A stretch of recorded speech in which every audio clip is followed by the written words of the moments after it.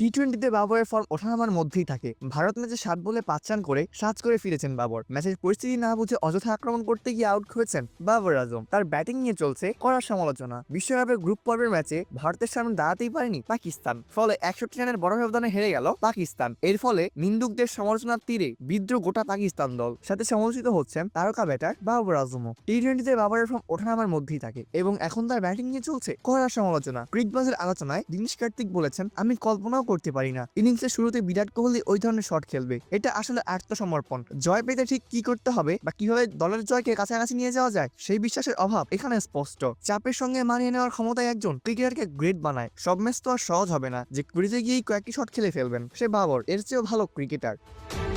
আরেক সাবেক ভারতীয় ক্রিকেটার রবিচন্দ্রন আশ্বিন নিজের ইউটিউব চ্যানেলে বলেছেন, একজন আন্তর্জাতিক ক্রিকেটার হিসেবে যদি দেখেন কোনো নির্দিষ্ট জায়গায় আপনার ঘাটতি আছে তাহলে সেটা নিয়ে কাজ করতে হবে। সে তার খেলায় কোনো পরিবর্তনই করেনি। 2024 সালে ভারতের বিপক্ষে পাকিস্তানের ম্যাচটি দেখুন। তার উন্মুক্ত করেছে এভাবে ভিডিও দেখিয়ে এবং এভাবে স্লিপে ধরা পড়েছে। সে থার্ড মিনিটের দিকে একই শট খেলছিল। যদি এভাবেই খেলা চালিয়ে যায় তাহলে প্রতিবারই একইভাবে আউট হবে। গ্রুপ পর্বের শেষ ম্যাচে 18 ফেব্রুয়ারি নামিবিয়ার বিপক্ষে মাঠে নামবে পাকিস্তান। জিতলে নিশ্চিত হবে সুপার 8 আর হারলে বিদায়িত হবে গ্রুপ পর্ব থেকেই।